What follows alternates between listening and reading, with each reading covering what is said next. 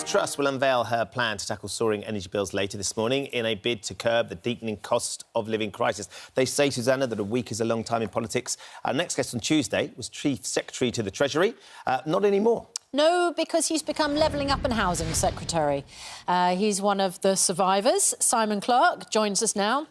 Good morning. Second time in the week, and we're very grateful to you, Mr. Clarke, although your brief has changed. But you know how much money there is in the Treasury, so you can tell us a little bit about how we're going to pay for this new proposal. But first, are you able to tell us what the new proposal is?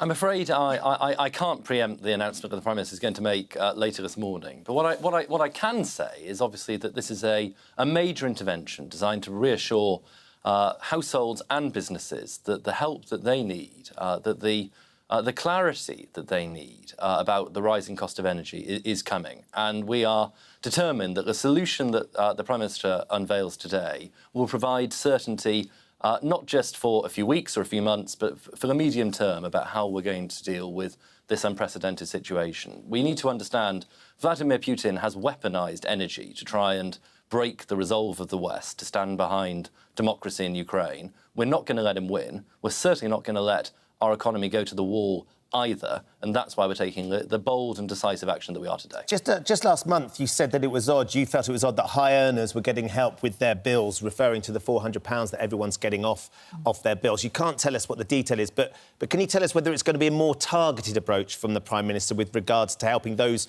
who are most in need? Well, what we're trying to do is to provide a framework within which people can have certainty, and that is the absolutely key thing that we're aiming for here today: clarity and comfort that people won't face unmanageable bills. I can't go into the detail of that announcement, but I think viewers will understand. The Prime Minister is literally going to be standing up and telling Parliament first in just a few hours, and that is the right thing to do. But what I can say is that I think after today, people will have great reassurance that the government has stepped up to the magnitude of the moment, has delivered a solution which does mean that they won't face unmanageable bills this winter or next spring or indeed at any point over the foreseeable future. Talking about magnitude, the energy companies are making billions, hundreds of billions in profit out of a war. And you have suggested that there will not be a windfall tax on those excess profits. Why not? Well, there's a number of really important things to say here. The most fundamental thing is that those companies are who we need to be delivering the next generation of North Sea oil and gas extraction to get us towards the energy self-sufficiency, which is the absolute lasting solution to weaning us off reliance on Russian gas. And North Sea oil and gas extraction is up 26% by comparison to last year. That's great, but we need to go a whole lot further, and those companies are key to that.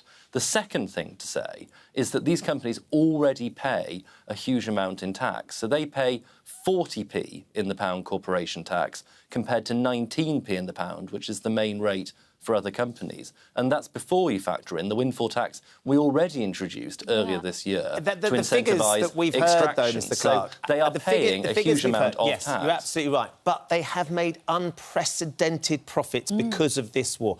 170 billion. Indeed, that is globally, not all of it made here in the UK, but 170 billion. So you can understand people sitting at home saying, why on earth are we going to be left to foot this bill when they are just carving off huge profits? No matter how much they're making now, they are still making more and more money.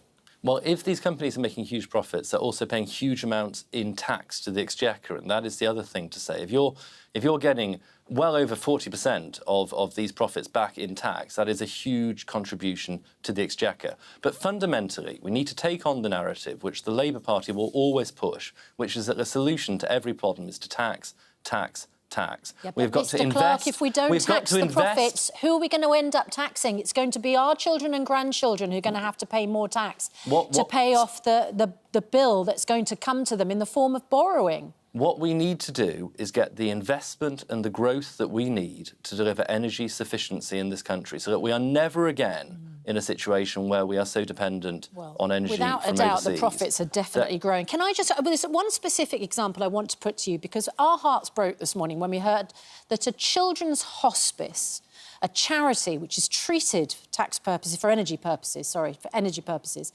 like a business, doesn't receive a cap. That hospice faced closure in Wales because their bill's gone from £100,000 a year to £600,000 a year. What are you going to do for a children's hospice like that in the new plan?